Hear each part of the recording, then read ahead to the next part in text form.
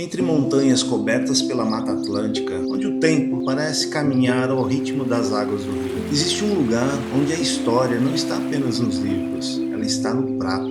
Eu escolhi para iniciarmos nossa jornada de sabores pelo Brasil, uma cidade que guarda tradições de mais de 300 anos em um prato que atravessou gerações. Mas afinal, o que faz o sabor se tornar patrimônio? O tempero, a receita ou as histórias que cada família coloca na panela? Aliás, falar de histórias nesse episódio, iremos conhecer o Sr. Eric, um historiador da cidade de Morretes, onde ele irá destacar vários pontos da cidade. Vocês irão se surpreender. Juntamente com uma linda pousada 1915, no qual ficamos hospedados. E claro, vamos descobrir os segredos do famoso barreado, conhecer personagens que dedicaram suas vidas à culinária local, e entender como a gastronomia pode preservar identidade, cultura e memória. Prepare-se para sentir o aroma, ouvir histórias e viajar sem sair do sofá. A nossa busca começa agora e o primeiro sabor vem direto do coração de Morretes.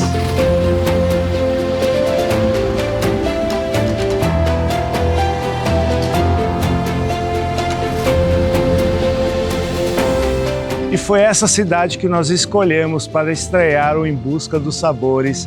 Nós vamos mostrar e contar toda essa história, essa riqueza cultural aqui dessa cidade, que não fica nem no litoral e nem na Serra do Mar. Ela fica entre os dois mundos. Seguindo a nossa experiência aqui na cidade de Morretes, nós ficamos hospedados na pousada Casa 1915.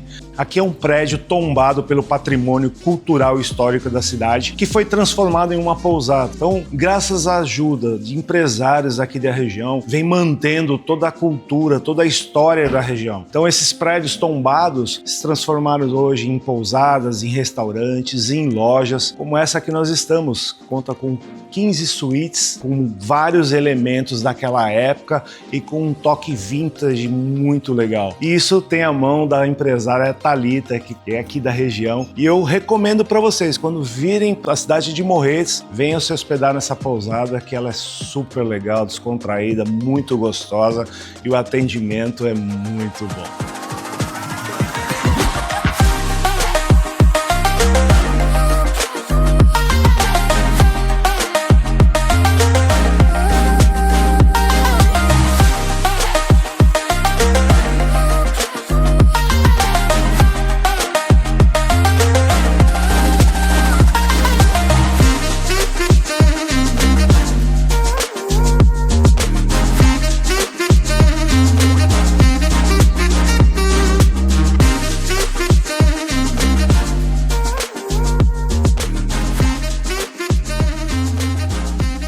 Bom, a cidade de Morretes é conhecida pela sua gastronomia, pela região serrana, pela tranquilidade, mas também é conhecida nacionalmente por um trem.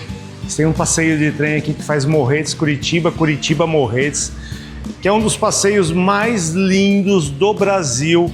E eu vou encontrar com o seu Eric, que é um historiador aqui da cidade, que vai contar um pouco da história desse trem e até mesmo da cidade. Então vamos encontrá-lo?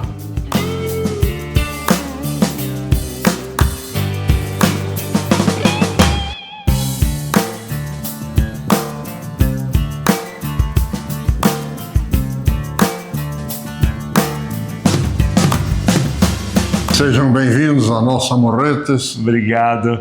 Estamos aqui sempre de braços abertos. Isso é super bom. E eu quero expressar o meu agradecimento, porque não é em todos os lugares que a gente encontra uma pessoa como o senhor, um historiador que conhece de tudo da cidade e que possa contar um pouco para quem está nos assistindo, né, em todo lugar do Brasil, e que possa um dia vir aqui conhecer e encontrar o senhor por aqui. Isso, né? Com certeza. A nossa Morretes, ela está, inclusive na nossa bandeira, no nosso brasão, como fundada em 1733.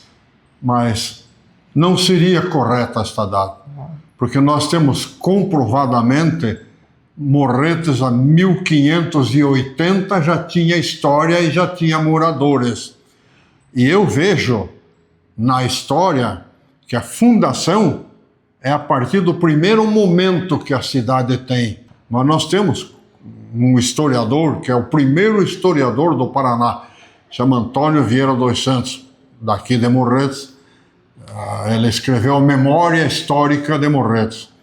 E ele diz que em 1580 Morretes já tinha vida. Mas seguimos o fluxo da história. tá aí, estamos aqui para levar para frente. E ainda bem que temos o senhor que pode realmente estudar essa história e trazer realmente a verdade, né? Morretes é por quê? Porque nas proximidades de Morretes nós temos 3 pequenos morros, né, que chamam três morretes. Tanto que um morrete era conhecida como 3 morretes, por causa desses morrinhos na chegada. Porque esse rio Nhundiaquara foi a primeira estrada que ligou o litoral ao Planalto. Uau. Que não existia estrada. Então tudo vinha pelo rio, Canoas. Né? E Morretes era o centro comercial. Tá. Aqui que todo mundo se reunia. Então esses 3 morretes ficaram como símbolo da cidade. Fantástico.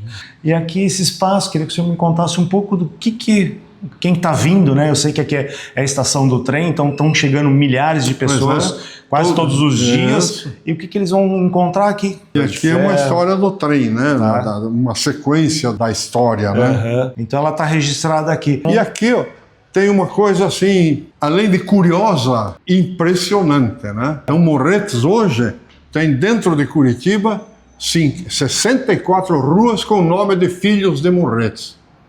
Que orgulho para a cidade. Olha só, pensa bem. Sim. Que força cultural e histórica que nós temos, Com né? certeza. E aqui tem dois exemplos, né? Rocha Pombo, que nós falamos sempre, o maior historiador brasileiro, né? Escreveu a melhor história do Brasil, são 10 volumes maravilhosos. E ele, quando um ex-presidente dos Estados Unidos visitou o Brasil, teve uma recepção para ele, e ele lá, o chefe do cerimonial, listando as pessoas importantes que estavam presentes, né? E ele disse, por que eu não ouvi o nome do senhor Rocha Pombo? Uau. Aí ficou todo mundo, né? Sim. Que ele já tinha falecido realmente, né? Mas ele chegou perguntou, até lá. E ele disse, e eu tenho o artigo de 1942, que foi publicado isso aí. Aí ele disse assim, o maior historiador da América. Não foi um brasileiro que disse isso, não. Nossa. Foi um ex-presidente dos Estados Unidos. Fantástico. Sim. E aqui nós temos um resumo dos ciclos que nós tivemos, né? O ciclo do ouro foi o primeiro. Tá. Nós tivemos minas maravilhosas. Extraíram muito ouro, né? Muito ouro, muito. A mais famosa chamava-se Penajóia, que Penajóia é um lugarejo de Portugal, da onde o dono dela veio de lá, né? Aí você tem o ciclo Depois da teve erva erva mate, mate, ciclo da madeira, turismo da e gastronomia, que é gastronomia. hoje, né? Hoje que impulsiona, né, a cidade. E o barreado entra nessa história pelo Estado. É o carro-chefe. É o carro-chefe? E nós viemos para cá, seu Eric, também para conhecer um pouco dessa história e para provar o barreado. Né? Então, é pena que eu não possa fazer, porque senão eu ia fazer, você ia ver. Então nós vamos almoçar no casarão. Isso, mas o barreado deles ali é o melhor. Aqui então é a coroação de tudo aquilo que o senhor fez e está registrado para todo mundo ver. Então é um grande finale, né? Eu sempre digo assim, que eu só sinto a minha companheira de 60 anos não estava mais aqui para ver isso. Mas ela está lá em cima, Papai do Céu. Tá vendo melhor do que nós. Com toda certeza, com toda certeza. Seu Eric, parabéns. Foi uma honra conhecê-lo. É verdade. Obrigado por ter explicado esse Para projeto. mim foi uma honra recebê-los e poder repassar um pouco da nossa história. Né? Que a nossa história, felizmente, é grandiosa. Que bom, que ótimo. E que Parabéns seja pra eterno. vocês. Porque a história é eterna, né? Isso é Sim, muito bom. sim.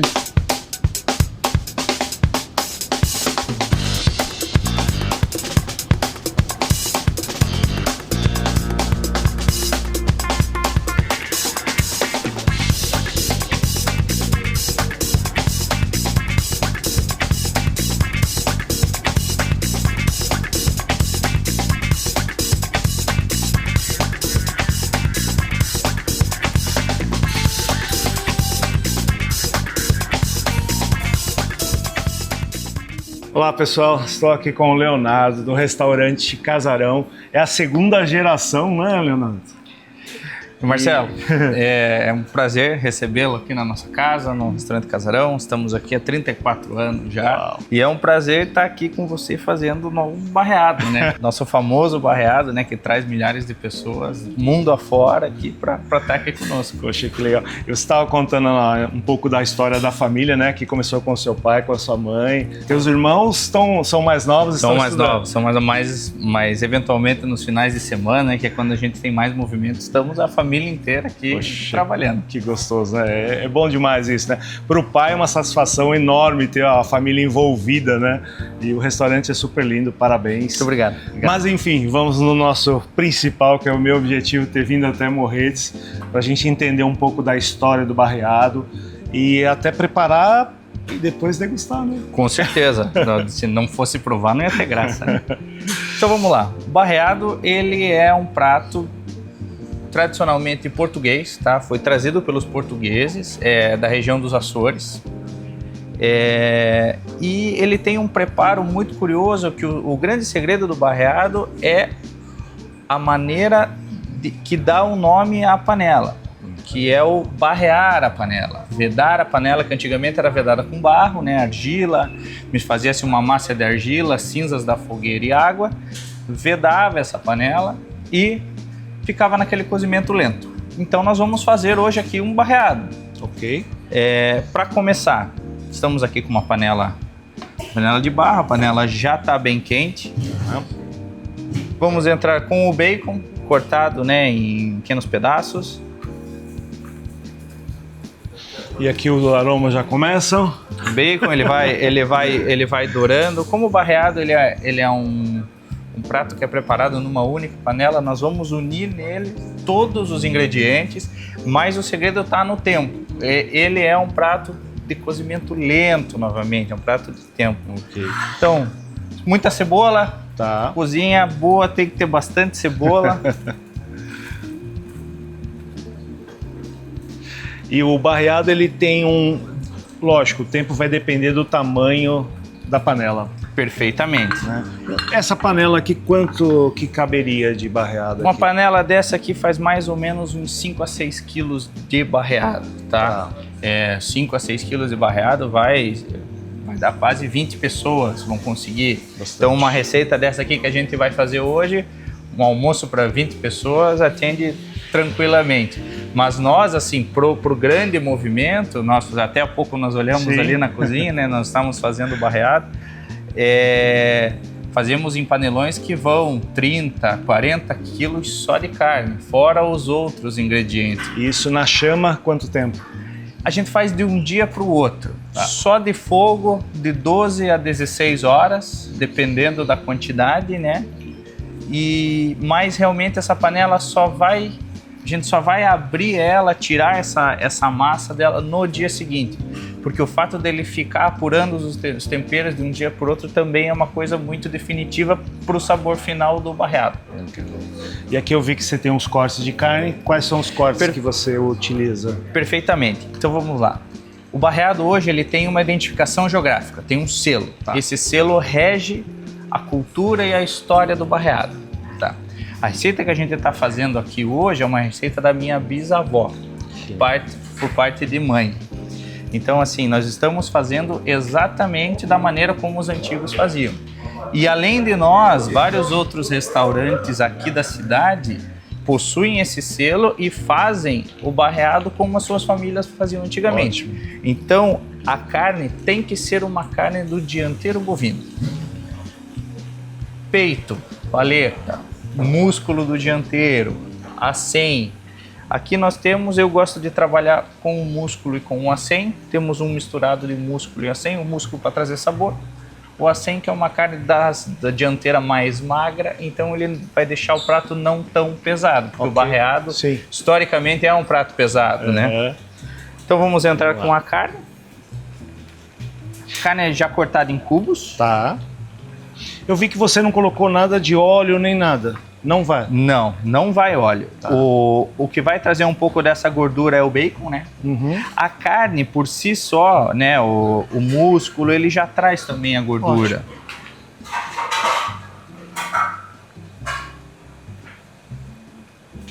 Vamos aí a carne cortada em pequenos cubos.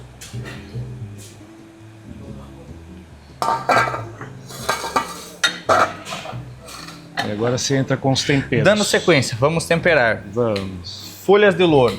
Assim como numa feijoada, o louro vem para dar aquela ajudada na digestão, porque é uma carne, um prato pesado, né? O barreado, quando ele foi trazido pro Brasil, ele era muito feito no que os antigos chamavam de pichiruns. Os pichiruns eram multirões. Então, assim, aqui era uma pequena vila. Tá. Então, a população se unia para o plantio, colheita, ou às vezes erguia um galpão para estocagem. Então, fazia-se o pichirum. De manhã ou num dia anterior, porque normalmente eles viravam a madrugada trabalhando, né? Deixava o barreado cozinhando. Depois de terminar todo o trabalho, eles comiam o barreado para recuperar as forças. Poxa, fantástico. Então eles se compartilhavam ali na mesa para todos. Exatamente. Poxa, legal. Depois disso, nos intrudos. O que era o intrudo? Eram os antigos carnavais aqui da cidade. Ah. O litoral do Paraná, ele é conhecido pelo carnaval, né, e tal, mas o carnaval de antigamente, o intrudo, ele funcionava da seguinte forma. Morretes era uma cidade muito produtora de cachaça. Então o carnaval era regado a cachaça e fandango, né? Batia-se o fandango, até nós temos depois uns instrumentos de fandango aí, podemos mostrar para vocês. E o barreado depois comia para dar aquela curada. Então a gente tem, até hoje, a gente tem em Morretes um carnaval de rua, um carnaval em família, e tradicionalmente nesse carnaval a gente serve aí barreado para quase 400 pessoas nesse carnaval. É um almoço que é o dia inteiro de festa e tal, com o barreado à vontade. Então vocês mantêm uma tradição. Mantém essa tradição. Daí entramos com o sal. Tá. Pimenta do reino. Ok.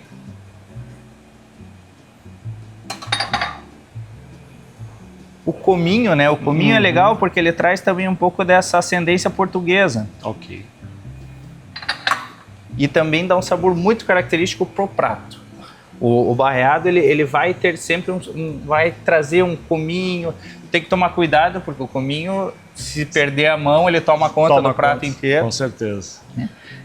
E cabeças de alho. Esse alho ele já tá descascado. Tá. Descascado, alho moído, normal, né? Prensado, moído, tá. assim. Por quê? Porque, mas é a cebola daquele tamanho, o alho desse tamanho, o que acontece? Devido ao período de cozimento, tudo isso vai desmanchar. Vai desmanchar. A hora que a gente abrir essa panela, que a gente já fez há um tempo atrás, você vai ver que a carne vai estar desfiada e os ingredientes vão ter sumido. Vai se transformar tudo num caldo. Para finalizar, colocamos a água. Ok. Essa água vai até praticamente cobrir. Tá. Só, quando tá colocando aqui, vocês estão nos assistindo, você vê que a gente não passou a quantidade que vai em cada receita, tá? Se você quiser fazer na sua casa, ter essa experiência que o Leonardo tá fazendo, manda um contato pra gente no nosso Instagram que a gente manda a receita pra vocês. Isso mesmo, aqui a gente não tem segredo, a gente passa a receita. Aí, ó. Ó. E agora, até vou pedir para você me ajudar, nós vamos àquele passo que dá origem ao nome do prato. Nós vamos barrear a panela. Fantástico, para não sair os vapores, para condensar todos os cheiros, aromas aí dentro. Ela vira como se fosse uma panela de pressão. Pronto. Então vamos lá, agora nós vamos literalmente botar a mão na massa. Vamos lá. E essa massa... Essa massa... Farinha e água. Tá. Simplesmente farinha e água. Então a gente vai...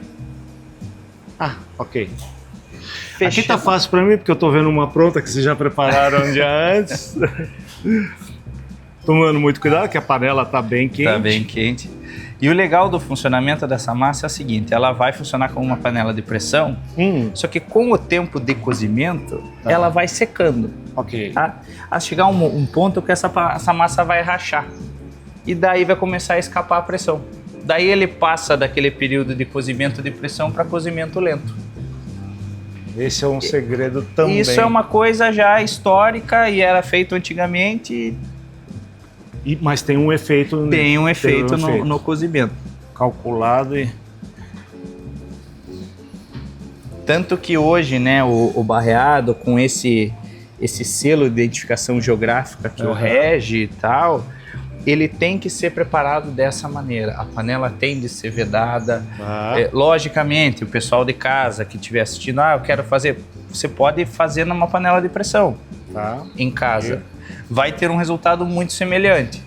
Só que a panela de pressão, as atuais, né, elas aceleram bastante o processo.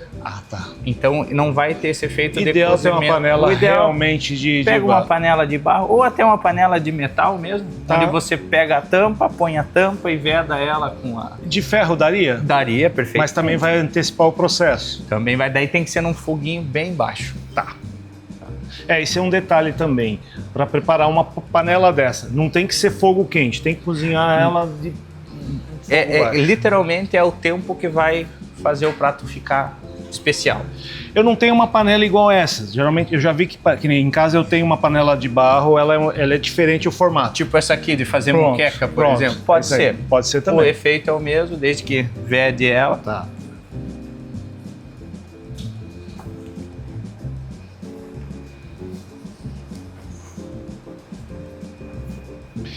Eu não vou falar que isso é um pecado, que é simples, uma receita simples de fazer, mas tem, lógico, toda a sua técnica, é uma coisa cultural, eu diria. É uma coisa cultural, exatamente.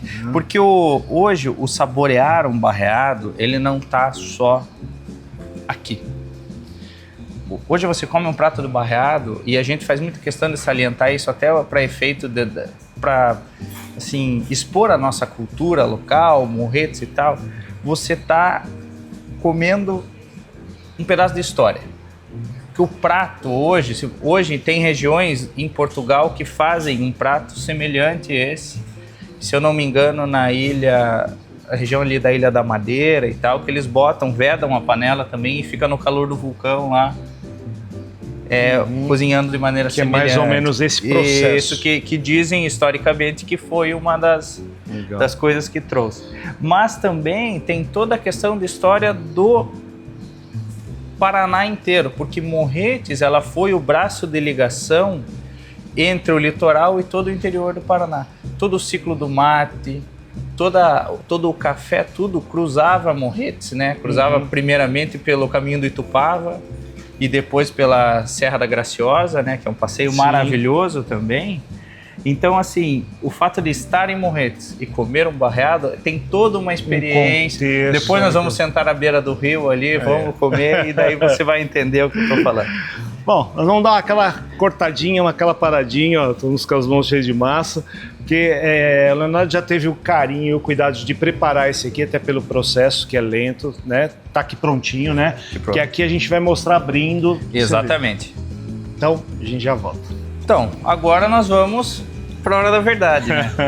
O momento panela mais que nós desejado. fizemos está aqui. Aqui está o barreado que nós fizemos mais cedo. Ok. Tá, então vamos abrir essa massa aqui.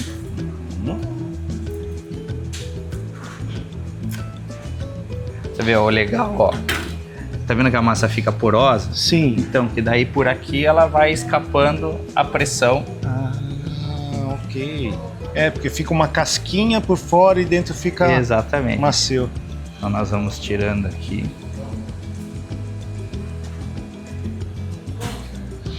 Então essa panela aqui, nessa quantidade que depois vai ter a receita lá, quanto tempo de... 4 eu sei, porque é lacrado. 5 horas. O segredo, na verdade, é visualizar bem, a partir do momento quando ele ferve, ele vai ressecar essa massa e vai começar a vazar o vapor. Tá?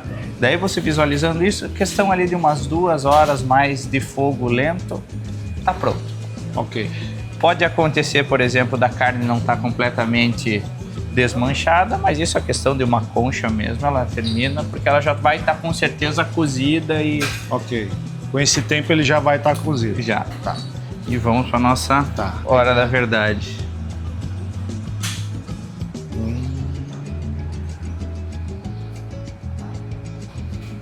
Então, isso aí foi soltando o suco da carne e tudo, e aí vira...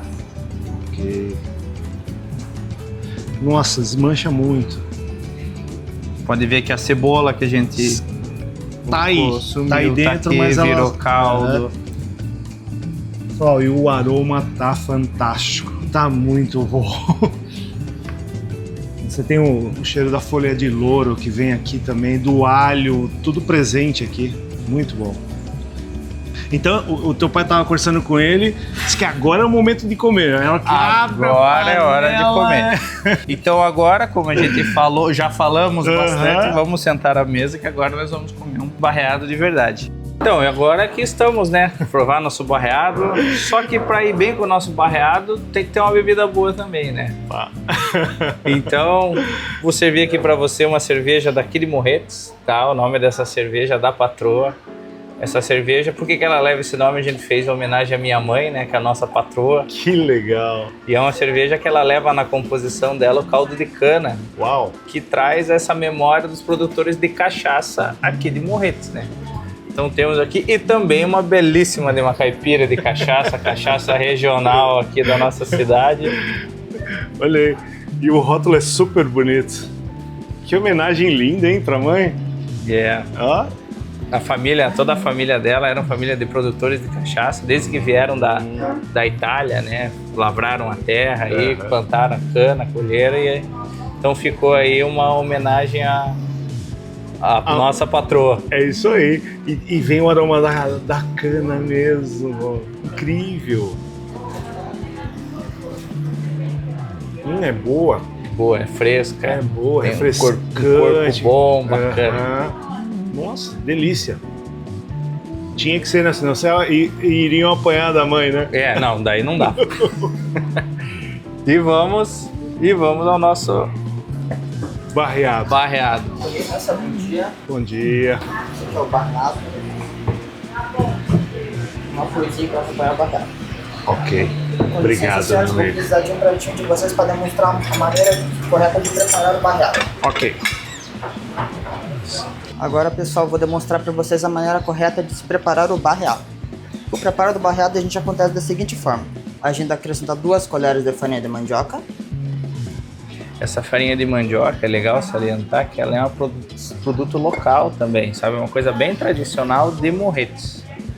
E as conchadas do barreado, pessoal. Com licença. A primeira conchada, pessoal, geralmente a gente dá importância para bastante carne.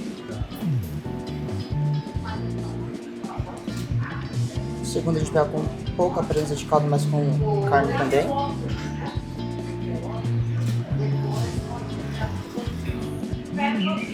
E a última metade. Metade carne e metade caldo. Uma coisa legal, Marcelo, de falar, o barreado, como a gente tá falando desde o começo, que ele tem um IG, né? Ele é o único IG do mundo que tem, além de um produto, um serviço. Então a maneira de preparar isso que ele está fazendo agora, fazer o pirão com a farinha de mandioca, o barreado ser servido bem quente, está regido dentro dessa identificação geográfica. Isso é o único no mundo. Só o barreado tem esse... Fantástico. A quantidade de carne que está sendo preparada.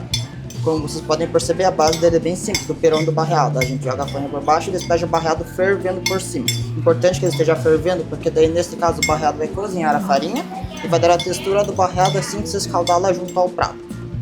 Um fator, pessoal, muito interessante sobre o barreado também é que pelo fato dele ter vários temperos, né, grandes variedades, pode acontecer que algum desses temperos fique muito presente no prato. Para tirar essa diferença, a gente vai acrescentar banana, pessoal, essa frutinha amarela que está mesmo. Ela vai dar um gosto mais agridoce no prato e vai harmonizar os sabores do barreado.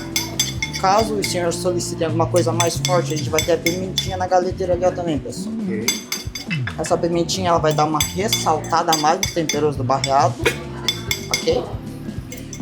E agora, pessoal, para finalizar o pratinho de vocês, eu vou demonstrar para vocês o teste do barreado, que seria para saber se o barreado está no ponto, ok?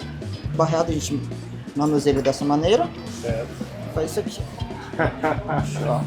1, 2, 3, se não caiu, com isso o pessoal vai saber se foi sorte ou não, a gente faz isso aqui para dar aquela conferida. Fechou? Se não cair com isso daqui, eu acredito que não vai cair mais. E o ponto do barreado é este aqui, ó. Como vocês podem ver, ele não tá colado.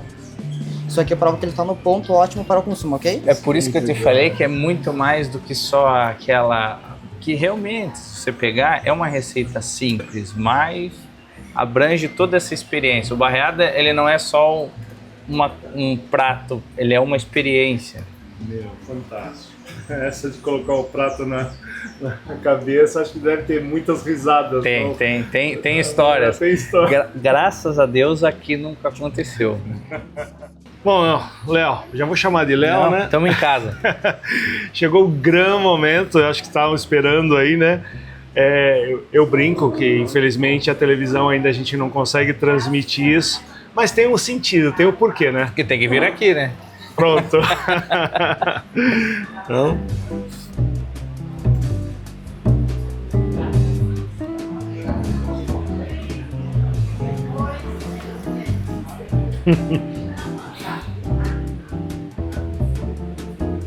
É muito bom. Fica bem presente todos os temperos que você colocou ali.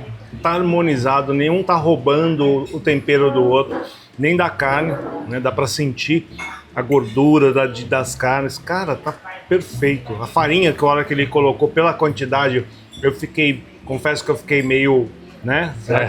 Mas tá tudo perfeito. Que bom. Vou experimentar com a banana. Não sei se é assim. É isso aí. O legal da banana é que ela traz esse contraste, assim, como o barreado é uma comida com sabor presente, forte, ela dá uma quebrada no sabor.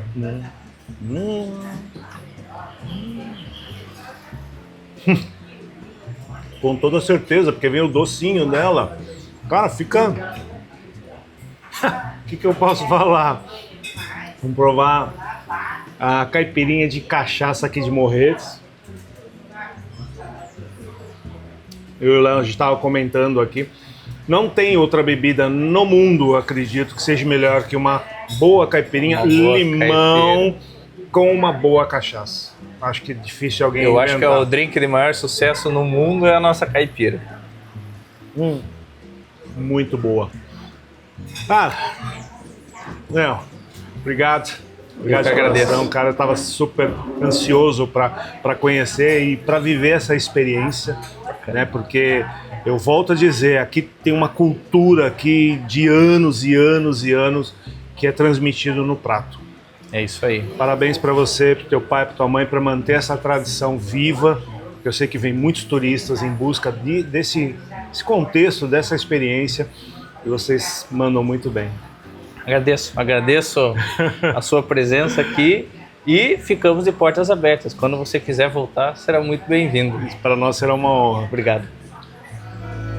Saúde.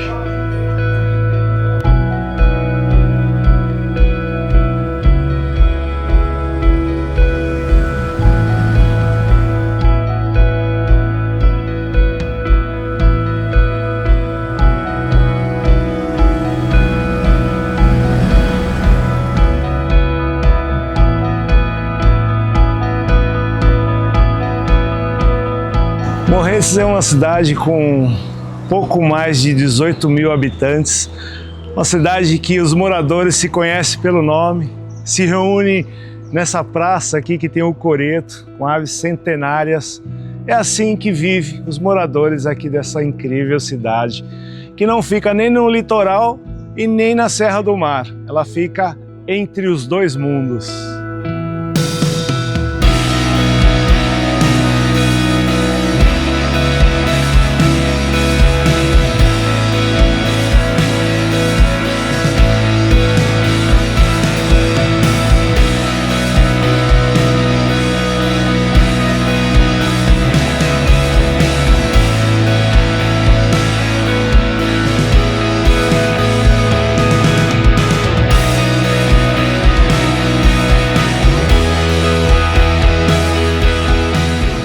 A Ponte São João é um tesouro da ferrovia, uma das mais famosas pontes metálicas ligadas à história da ferrovia em Morretes. Ela faz parte da estrada de ferro do Paraná-Santa Catarina e foi construída no século XIX, considerada uma obra da engenharia impressionante naquela época. A ponte foi projetada e fabricada na Bélgica e montada aqui.